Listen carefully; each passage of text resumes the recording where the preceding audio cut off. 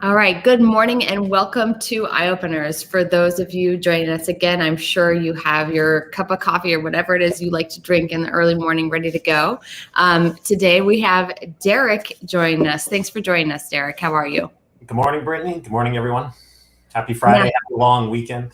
Yes, that's right. We are kicking off everyone's long weekend with a ton of great stories that you have for us today and hopefully some good words of wisdom. But first, we got to open up your eyes with what you're drinking. So I am actually going to give a shout out to my local cafe in Wayland Square. I live in Providence on the east side. And so I go to L'Artisan. Everyone says it differently in that neighborhood, but they've been around for 10 years. This guy is a serious hustler. I don't know if you've ever been in that cafe, but they have this beautiful little like outcropping place to sit. So it's really wonderful this time of year. But this guy is in there like when everything shuts down in the middle of winter in a snowstorm. This guy is walking to work. He is the only one serving coffee to all of us, coffee nerds. And I just have a huge appreciation for people with that level of hustle. And he moved his family here from Montreal, but they're originally from Lebanon. And his brother also does the food side of things. It's just I love those business stories. I love what he brings to the community and those values. So obviously we're going to dive more into that today, but tell me a bit about what you're drinking. I'm drinking a large iced hazelnut from Fuel down in Narragansett. So my wife and my family live in North Kingstown. Like to support the locals. I know there's a lot of clean coffee options in Rhode Island, but if you're on the way to the beach this summer, definitely stop in. Started off as a really small place. They've expanded a lot, and we've been going there all during COVID. So we've been a lot of drinking coffees. Yeah, I know it's my definite tool for survival as a parent. Yeah, as a father of two kids, one 4 and the other one about to turn 2, it's the only way I get through some days, unfortunately. Definitely. So let's give you a proper introduction before we jump into the hard question. Okay. So Derek is a partner and serves as portfolio manager and financial advisor to clients at Strategic Point. Where is your office? So we have 2. I'm actually sitting in our East Greenwich office. I used to work out of Providence a lot. So I had not heard of that coffee shop. Used to go to White Electric a lot, which is I lived right above White Electric for years. I love it. So that's close to our office. We're right up down the street from Atwell's. But I'm literally right next door to the Starbucks in Main Street in East Greenwich. So if anyone knows where that Starbucks is, but I'm still gonna support the locals. Very nice. Cool.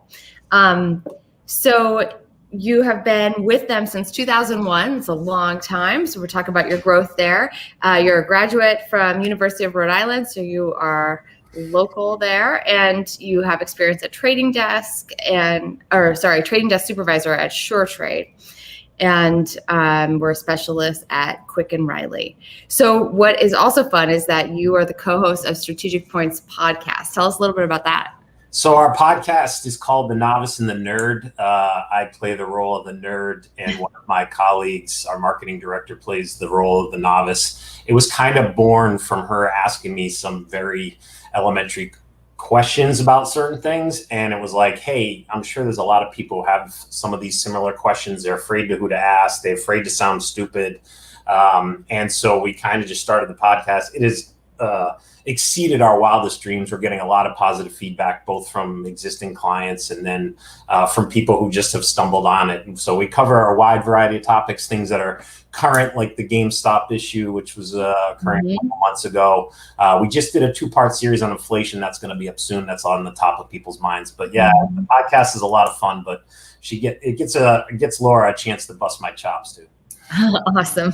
Cool. Well, we will definitely provide a link for that so people can tune in. Great. And you used to be a regular on TV and radio. Yes. So this is just old hat for you. So everybody watch out. We have an expert on our hands today. I don't know anything about being an expert at being at the media game. I can fake it. Cool. So you ready to dive in? Sure. I like to start with a big question because I think it sets the stage for the kind of conversation that we need to have. Here at Eye Openers, the goal is to really kind of have the conversations like you talk about at Novice and the Nerd that maybe people are afraid to ask. Or I often come across leaders and entrepreneurs that are kind of struggling by themselves and don't necessarily have somebody to talk about these questions with or figure out, how to shape them, how to shape their vision to truly grow their business. So I want to ask you, if we were to speak 3 years from now, what would you have accomplished that you would want to share and talk about? So what is on your 3-year vision that feels is really guiding you, is really important to you? Yeah, so I don't know if you're looking for a personal growth goal, like running more or exercising more, or you're, looking for what myself and the rest of the colleagues here at the firm are trying to do. It's easier for me to answer the second question.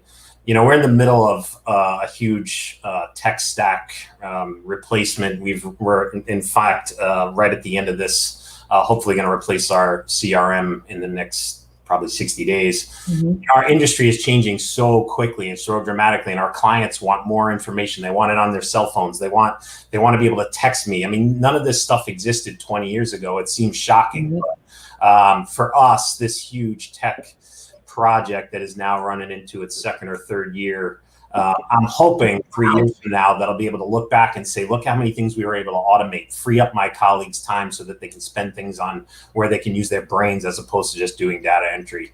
I'm hoping that I can say that in 3 years, maybe sooner. Mm-hmm. So what's the impossible goal though that you're looking at? Because you're telling me about stuff that you already have the answers for, that you're already solving. And it's definitely going to make you guys better at what you do, right? Because you're going to have more time in what you're great at and not have to do, tedious tasks. But what's the thing that you're looking at now as your industry is really changing that you want to put your focus on and create in the next 3 years? I think the financial advisory job has changed so dramatically, and I can see it switching more into like a behavioral coach, or even more of what, not to step on your toes, but even more of what you do for your clients, because people don't work for the same place for 40 years anymore. And they're coming to me sometimes and coming to my other advisors, hey, I want to do a career change. And they're asking me because they don't know who else to go to. So the job of just saying buy Coke and sell Pepsi is no longer applicable. And so the impossible dream is, can myself and the other advisors and the rest of the team learn to be like almost as a life coach? I think that's where the industry is going. It's a little scary because, me giving people life advice is a little intimidating, but I think we have to get better, and clients are going to be looking for more of that because the financial aspects are heavily invested in some of those life decisions. Completely. Yeah. And that's, with all the tech and all the things coming out, you can have a smartwatch, but that's not enough to guide behavior change. You can have like a financial plan, but that's not necessarily enough to change their habits and how they spend money and how they look at reaching their goals. So that's a really, really important point. Have you ever heard of Rory Sutherland? He's a marketing guru out of UK. Yeah. He talks about asking the big why. And, why do people have to retire? It's something that you and I probably aim to do, because getting up and dragging our butts to work every day can be daunting sometimes. But why do people need to retire? Why are they saving? What is the big why? Why are you saving so much? What is this money supposed to be for? And it borderline becomes a therapist job sometimes. And I don't know that myself and some of the other advisors in this industry, even in their strategic point, have fully embraced that sort of aspect of the job. But I do think that's where the industry is going. So I need to get better at that. Yeah. What a really cool point. I mean, you're right. So even in my work, when we were studying, how work is changing at Harvard, we talk about purpose and fulfillment, and that is really, becomes a point in the life cycle when it's not just about a career for the title and for whatever the salary is. This fulfilling? Like, what is the purpose of my life, and is this getting me there? Because it does become a lot to keep getting up and going to work every day, and maybe leaving people like your children that are more important to you, and so the why does need to be quite big and substantial and really connected to you in order to make that worth it. And I like to challenge that status quo of, you're right, like, why retire? Like, why does it need to be this work 60 hours and then work 0 hours? And from my seat, I've seen people really, really struggle with that transition, because work actually provides a lot of fulfillment and impact for us that we're not necessarily conscious of when we're complaining about having to be somewhere that we don't want to be on a Thursday. Yeah, I have two sort of follow-up.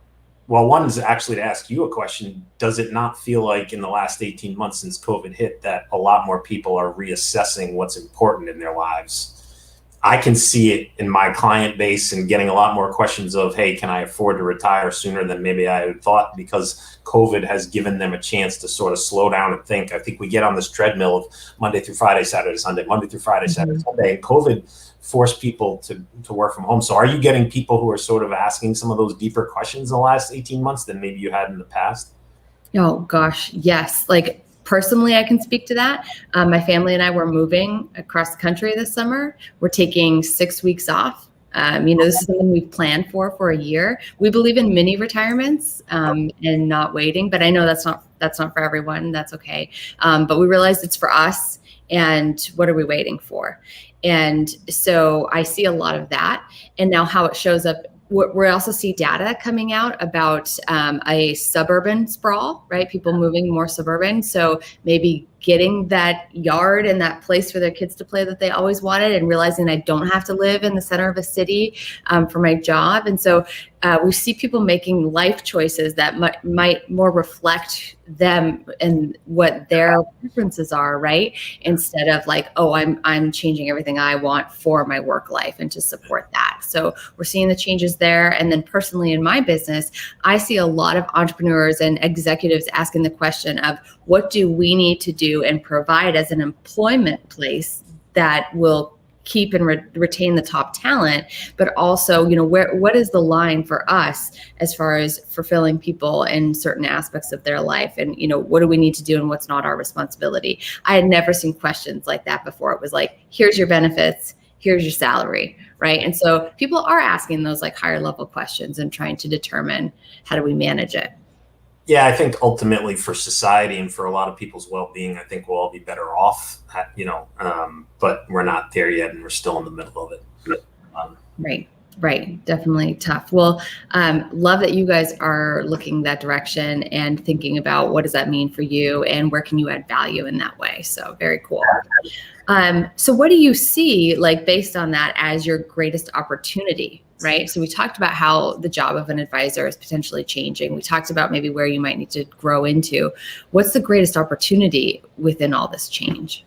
Yeah, I mean, not to, repeat what I'm just saying, but I think we can provide a different kind of value to clients.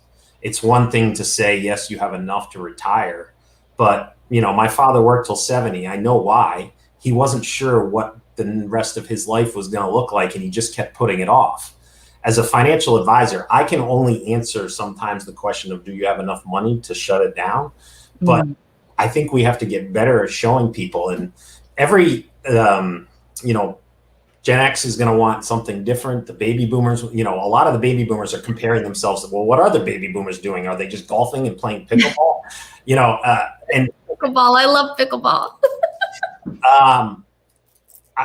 People are asking us some deeper, more personal questions that the training when you come out of college or even in college is not preparing people for.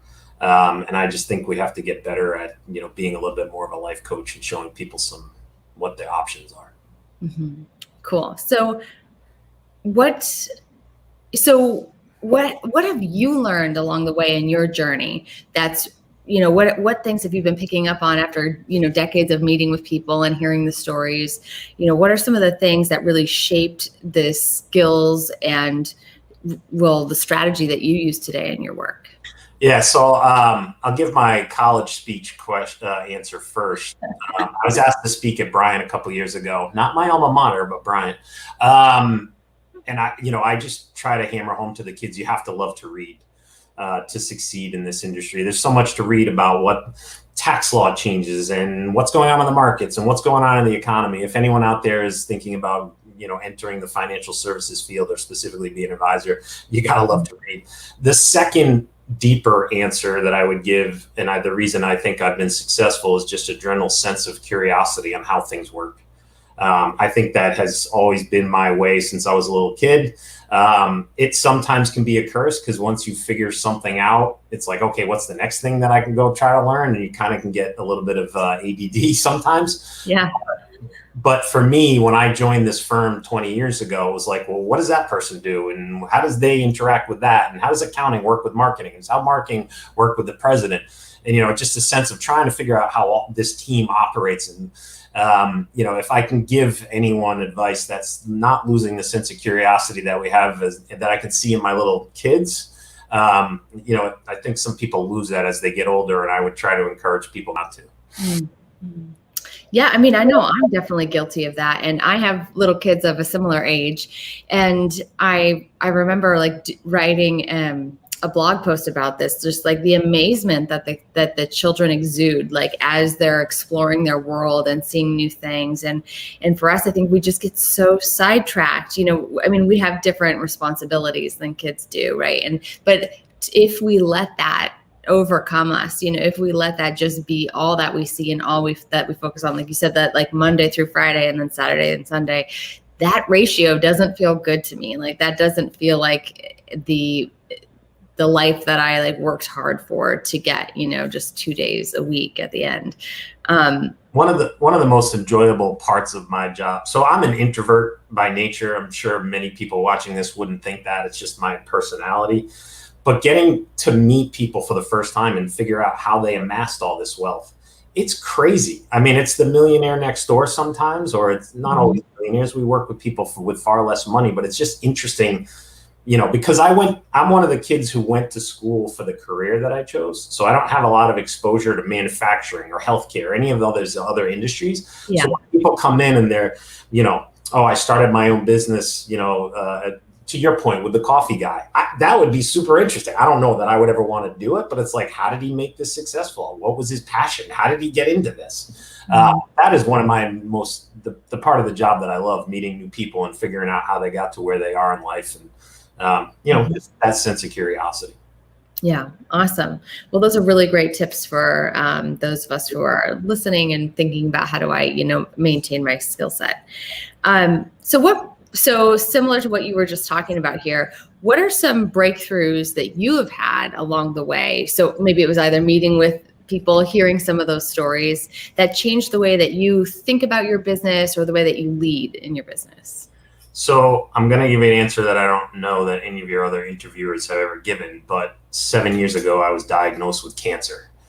And it really, as anyone who's ever gone through it or seen a loved one go through it, it's a life-altering, situation. I'm fine now, just for anyone asking. But it really let me sort of put myself in some of my clients' shoes where, my clients come in here and they either trust the advice or they don't. They don't need to get into the granular detail of why I'm making this recommendation or I'm not. When I went to Dana-Farber, yeah, it's a collaboration on how my cancer was going to be treated, but I don't need to know how the chemo works, right? People don't need to get into why Monte Carlo is saying they can afford to retire or not afford to retire, or whatever product you're working on. But it gave me a perspective also on how intimidating it can be to come talk to a financial advisor, because there's shame or guilt or embarrassment or, I should know this, but I'm reaching out to someone for help. And, going through chemo and trusting a complete stranger with my life, I think is very much equal to asking a stranger to manage their retirement assets and tell them it's going to be okay. And when the market goes down 30% and I answer the phone and say, no, you're going to be okay. It's the same sort of perspective. It just kind of, level set me and gave me an opportunity to understand what my clients see when they come to see me. Right. Thank you for sharing that story. I mean, that's powerful. And it is moments like that really do change us and change the way we show up. But I hear that you were able to empathize more and connect more with clients in that way. And so is there is that something that, not everyone's going to have had that life experience that you did that really shifted the way that you think about working with clients? How do you teach that as a leader? Because, a lot of the people I work with, they've gone through some experience like that that's really changed them. As an entrepreneur, you put a lot of risk on the line. So the way you show up is very different. But how do you teach that, when you're responsible for a team and it could really benefit the whole team? Well, I'm chuckling because I don't know that you can always teach empathy. I'm sure we all know some people who just struggle with empathizing with the other, the rest of society. I think for me, it gets back to that big why question that I was talking about earlier, and trying to make sure that you understand what this person is really coming to you for. Even this interview talking to you today is a complete role reversal from what I'm used to.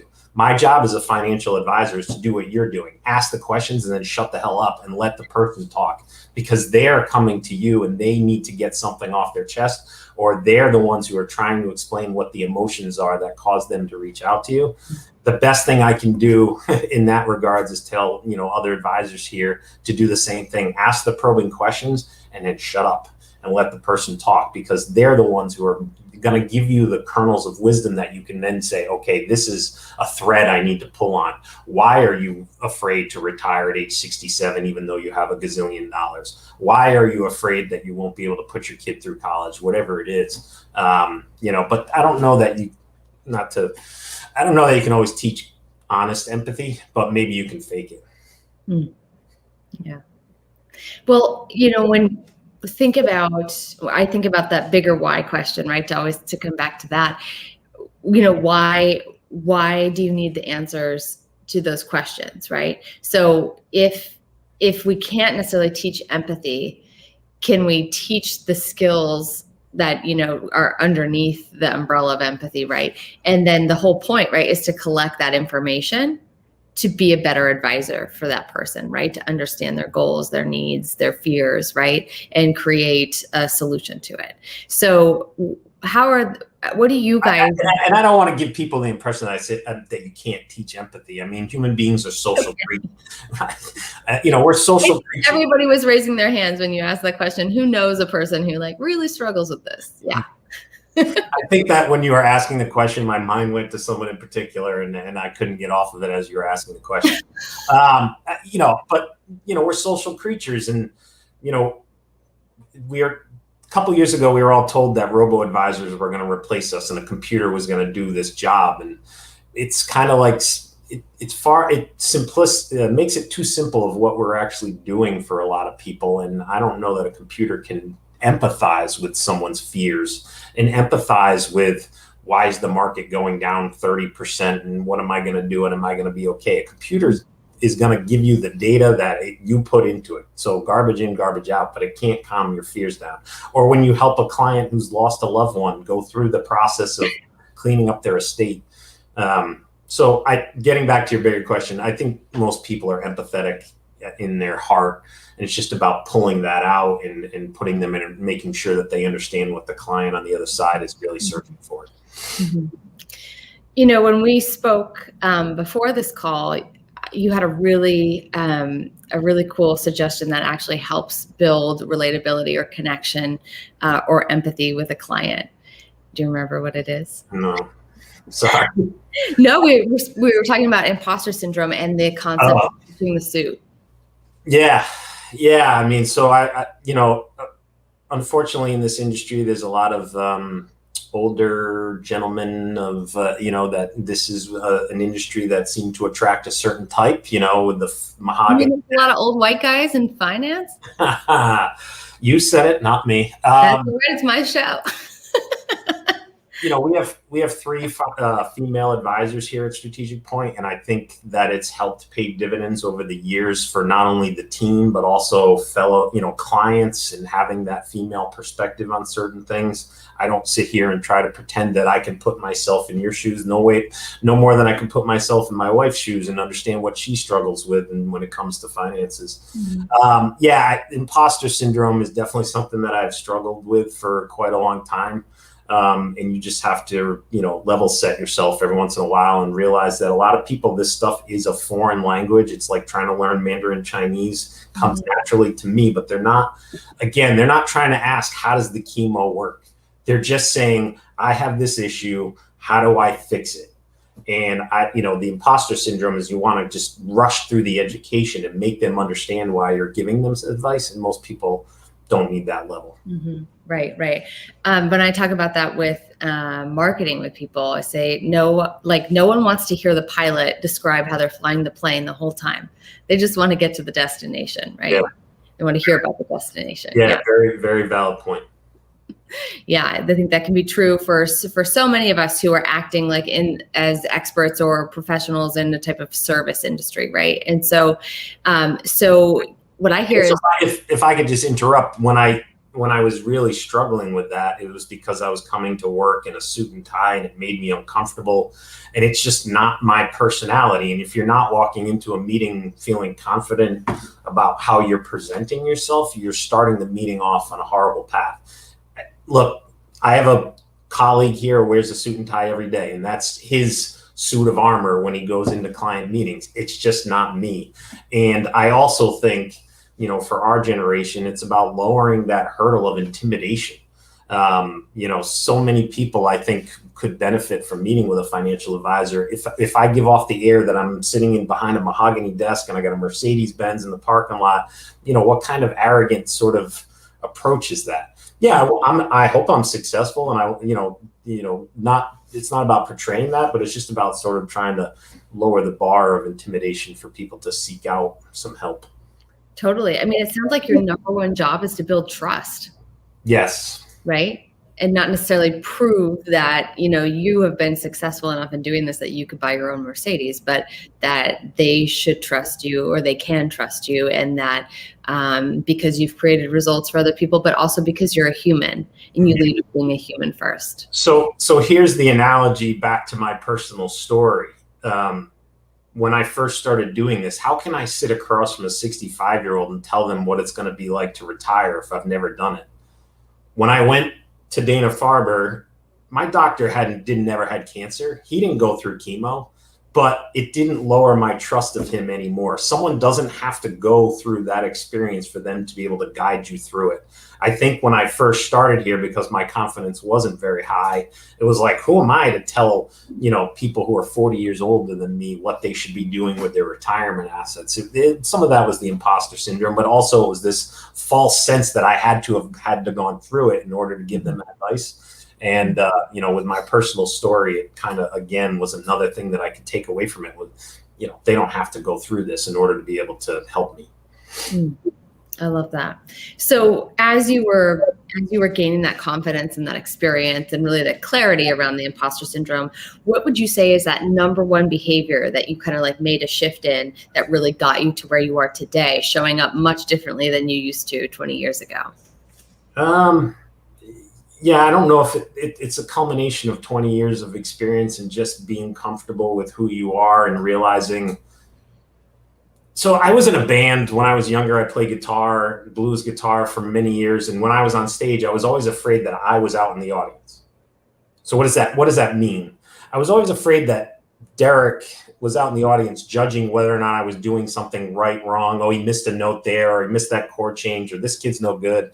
And then I realized after playing on stage after a couple of years, no, I'm up here, they're out there for a reason, whatever that reason might be.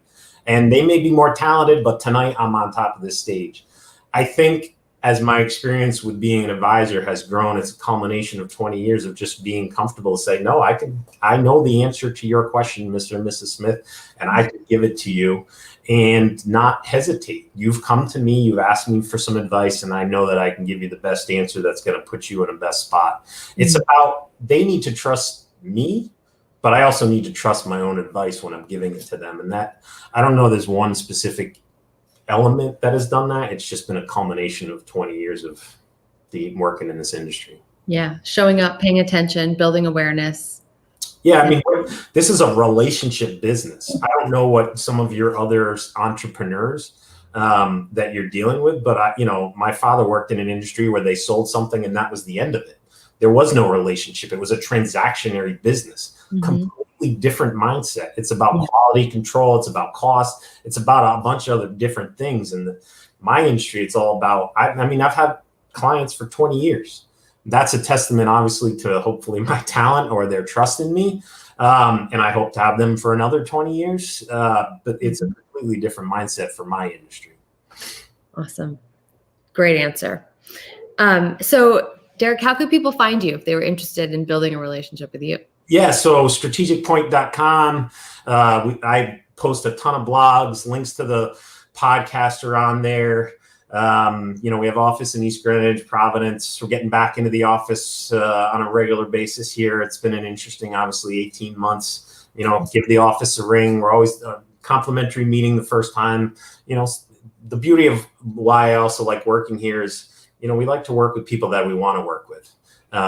This is not none of us are compensated on a commission basis. It's more about building relationships with people that we can help for 10 or 15 years. We're not trying to be Citigroup. We're not trying to be everything to all people. But if someone's really looking for some answers on their personal financial questions, don't be afraid to reach out. And we're happy just to even have a complimentary conversation. I love it. Thank you so much. We're going to make sure to add all those links that he mentioned down in the comments of the different platforms you're seeing this on.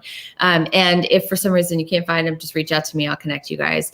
Thank you so much for joining us today. Really loved hearing your stories. Thanks for being willing to share and open some eyes with us today. And thank you to everybody who is watching this live. We love having you on. And for those of you who are seeing it afterwards, feel free to also leave your comments below. I check them regularly. We'll have Derek check them too. Maybe we can answer some questions for you that way.